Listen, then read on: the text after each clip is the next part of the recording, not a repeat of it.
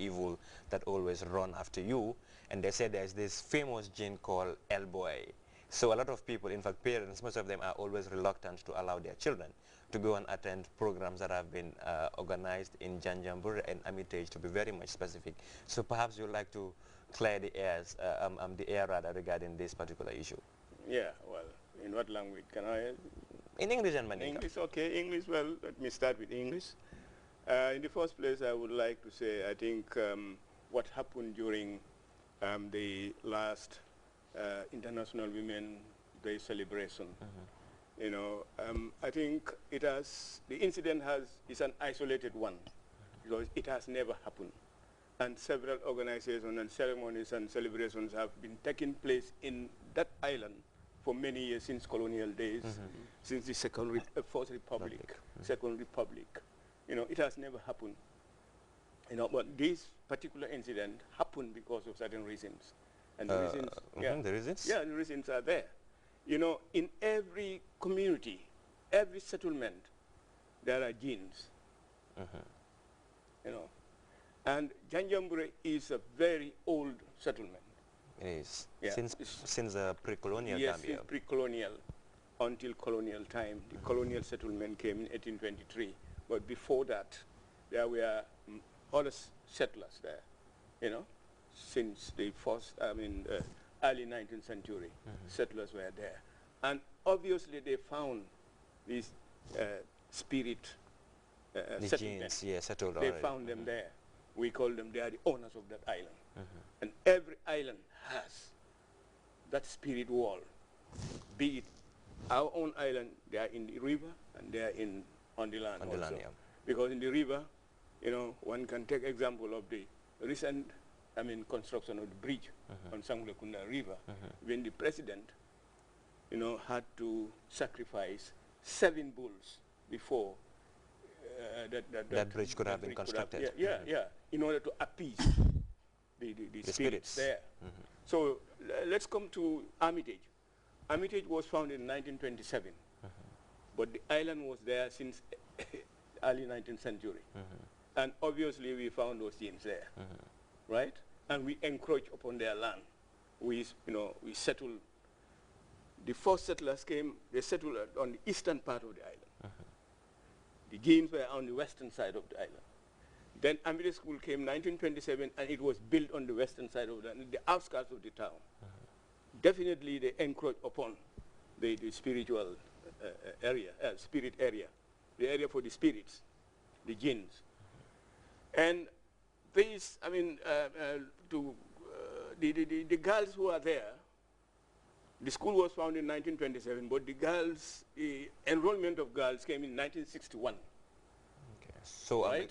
It used to be a boys' school, strictly boys. It used to be straight boys. But until 1961, girls started coming. But this thing has never happened until recently, around the 2019, when the new junior secondary school was built, 1919 to 2000 academic year. It was that time that it started, really. Okay. And I think generation changes. Those girls who were there in 1961, you know, the way they dress and so on, their dress code was okay. So in essence, are you saying that it is because of the dress code of girls? It's because of the dress code of the girls. And that is why we have changed the uniforms. The girls who are our girls in the school there, Armitage, we changed their uniforms. Since that changes took place, there have been less incidences of these epileptic cases, you know. Yeah, and also the president's own intervention also, you know, contributed, had a lot of impact. Okay, so you are saying in order for this elbow gene, they call it, or for the genes to be active with these girls falling down, it has a strong link to do with their dress code. Exactly, this is what we mean. Because what happened during that the last incident, those female security officers who were lodged there, they were told by the governor that they must be mindful of their dress code, which didn't happen because they felt, they said, the place was very hot and warm, and some of them dressed up, their breasts were out, their head, yes, and so on, you know, were just that. Okay. And then that went against their rules, the rules and regulations of those jinn who settled there. Okay. They are Muslims. Okay. The old man, according to what we heard, I have never seen them. Oral tradition. Oral tradition, I have never seen them, but according to oral tradition, the old man has been there for ages and has children and grandchildren and great-grandchildren. And I believe El Boy, it's called Lamin. Because that's the name of the that's jinn. the name of the jinn, because the girls who used to experience it would call his name. El Boy, yeah. They call him El Boy, but the name, they said it's Lamin. You know? Okay. Yeah, so must be a rascal one, a young one like them. Okay. Probably. I've never seen that. Okay, Mr. Maka, I'll be coming back to you soon.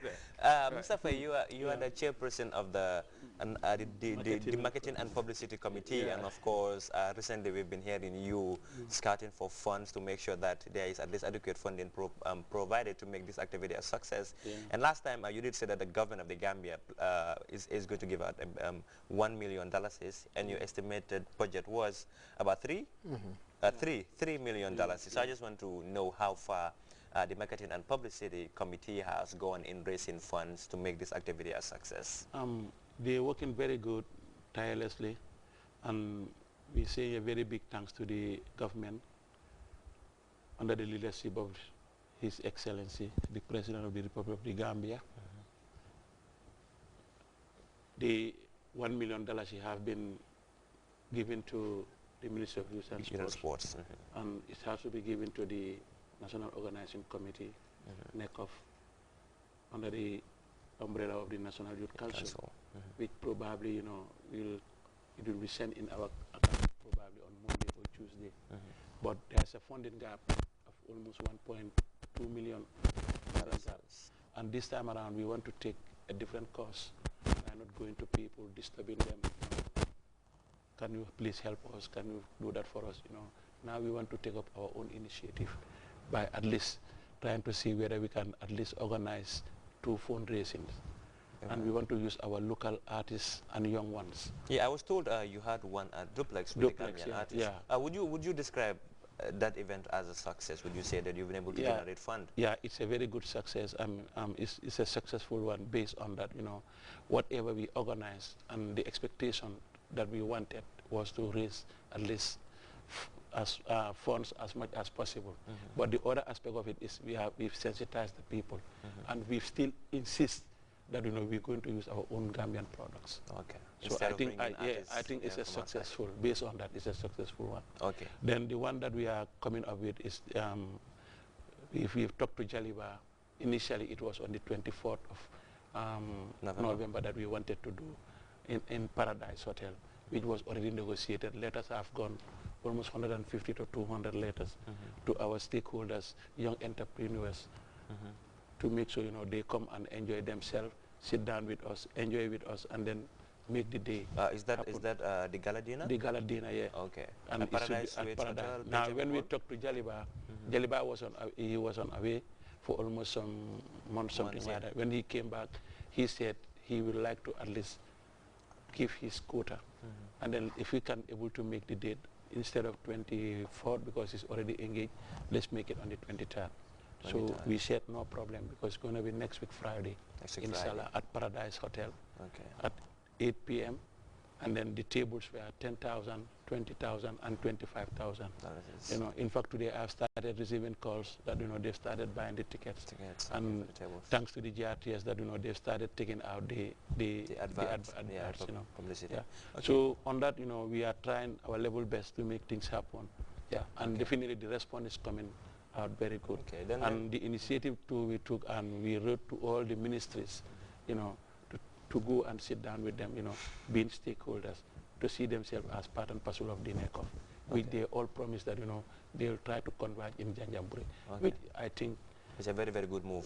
Very good move, and then to allow the governor, you have to expect more guests. Okay, I think progress has really been made, looking at what has been done, and of course the amount of funding that has been gained from the programs that you have been doing. Mr. Faye, I'll still come back to you, Abdullah. The last NACON, we saw that there was no sporting event. What happened was you had the conference as well as the festival, I can say, where you had cultural performances or competitions from the various regions. I just want to say what prompted the National Organizing Committee